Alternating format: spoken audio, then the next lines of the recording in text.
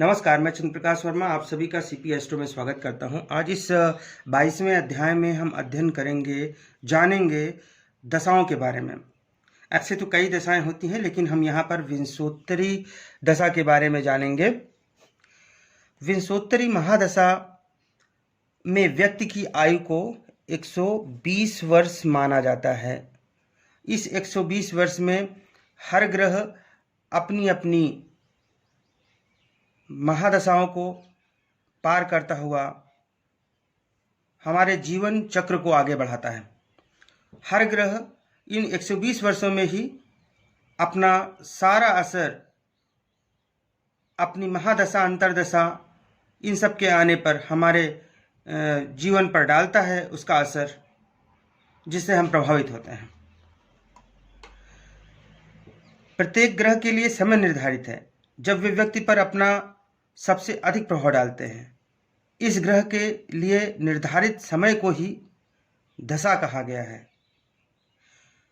विंशोत्तरी महादशा के अनुसार दशाएं 5 प्रकार की होती हैं: महादशा, अंतर्दशा, प्रत्यंतर दशा, सूक्ष्म दशा और प्राण दशा। अगर हम लगभग समय की बात करें तो जो महादशा होती है वह 6 से 20 वर्ष की होती है। कहने का मतलब कोई ग्रह 6 वर्ष अपना महादशा होता है, उसका 6 वर्ष हमारे पे ज़्यादा प्रभाव डालता है।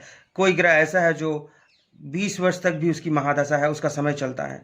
इसी तरह अंतर्दशाएं होती हैं, किसी ग्रह की 1 वर्ष है, किसी की 2 वर्ष है, तो 1 से 2 वर्ष लगभग अंतर्दशाओं का समय होता है।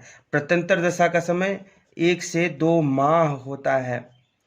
और जो सूक्ष्म दशा होती है वह 1 सप्ताह से लेकर 15 दिनों तक इनका समय होता है, सूक्ष्म दशाओं का।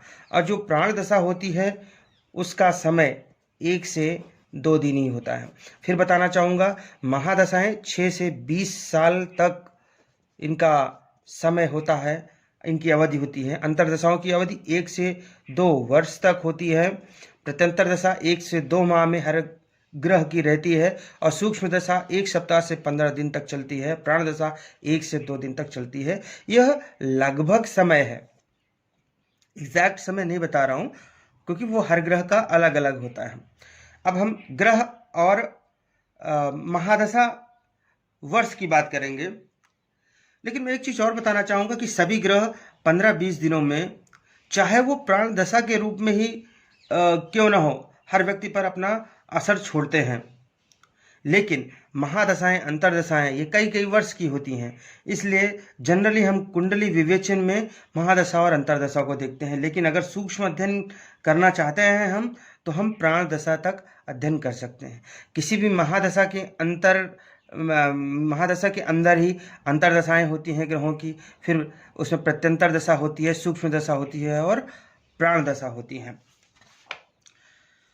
प्रत्येक ग्रह और उनके महादशा वर्षों को यहाँ पर हम देखेंगे। सूर्य ग्रह है, सूर्य ग्रह की महादशा 6 वर्ष की होती है। महादशाएं मैंने बताया 6 से 12 वर्ष तक चलती हैं, 20 वर्ष तक चलती हैं। सूर्य की महादशा 6 वर्ष तक चलती है। चंद्र देव की महादशा 10 वर्ष तक चलती है। मंगल देव, इनका महादशा का कार्यकाल 7 वर्ष का होता है। जो राहु देव हैं उनका 18 वर्ष तक महादशा होता है। गुरुदेव की जो महादशा है वह 16 वर्षों की होती है। शनिदेव ये 19 वर्ष तक व्यक्ति पर अपनी महादशा के रूप में प्रभाव डालते हैं। बुधदेव 17 वर्ष तक इनकी महादशा होती है। केतुदेव की महादशा 7 वर्षों तक होती है। और शुक्रदेव की महादशा 20 वर्षों तक होती है। तो इस तरह से हर ग्रह की अपनी अवधि है महादशा की।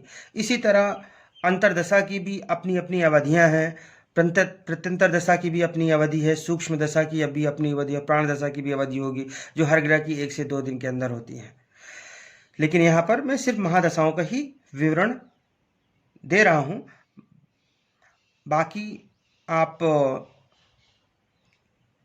कहीं और से, गूगल से या अन्य पुस्तकों में आप देख सकते हैं, या फिर किसी भी कुंडली में देख लीजिए, किसी की कुंडली उठा के देख लीजिए। उसमें महादशा, अंतर्दशा, प्रत्यंतर दशा, सूक्ष्म दशा, प्राण दशा, इन सब का कार्यकाल लिखा होता है। अभी एक चीज़ और ध्यान दीजिए, ये जो ग्रह और उनके महादशा वर्ष हैं उसमें ये क्रम है, ये क्रम मत भूलिएगा, बहुत ही महत्वपूर्ण है। जैसे कि सूर्यदेव के बाद कोई भी, सपोज कोई किसी ग्रह की महादशा चल रही है, सूर्य की महादशा चल रही है, तो इसके बाद सदैव चंद्रदेव की महादशा आएगी। इसके बाद 10 वर्ष जब पूरे हो जाएंगे तो मंगल देव की महादशा आएगी। फिर जब 7 वर्ष पूरे होंगे मंगल देव के तो राहु देव की महादशा। इसके बाद गुरुदेव की महादशा, फिर शनि देव की, फिर बुध देव की, फिर केतु देव की, और अंत में शुक्र देव की महादशा आएगी। इसी तरह अगर अंतरदशा भी चल रही है तो ध्यान दीजिए, सूर्य की अंतरदशा आएगी, फिर चंद्रदेव की अंतरदशा आएगी, फिर मंगल देव की अंतरदशा आएगी। दशाएं कुछ भी हों, चाहे वो महादशा, अंतरदशा, प्रत्यंतर दशा, सूक्ष्म दशा या प्राण दशा, इनमें से कोई भी दशाएं हों, लेकिन ग्रहों के जो कार्यकाल का क्रम है वो इस तरह ही चलेगा। अगर शुक्रदेव की अंतरदशा समाप्त हो गई है या शुक्रदेव का कोई भी दशा समाप्त हो गई तो फिर से सूर्यदेव की दशा ही आएगी। और यहाँ पर ध्यान दीजिए, कोई भी महादशा है, जैसे सूर्य की महादशा है तो सूर्य की महादशा में जो सबसे पहले अंतरदशा आएगी वह सूर्यदेव की ही आएगी। किसी भी ग्रह की महादशा है, मान लिया मंगल देव की महादशा है तो मंगल देव की महादशा में जो पहली अंतरदशा आएगी वह मंगल देव की आएगी। उसके बाद राहुदेव की अंतरदशा, गुरुदेव की अंतरदशा, शनिदेव, बुधदेव, केतुदेव, शुक्रदेव, सूर्यदेव, चंद्रदेव, इस तरह से अंतरदशाएं आएंगी। तो इसी के साथ यह दशाओं से संबंधित 22वां अध्याय संपूर्ण हुआ। धन्यवाद।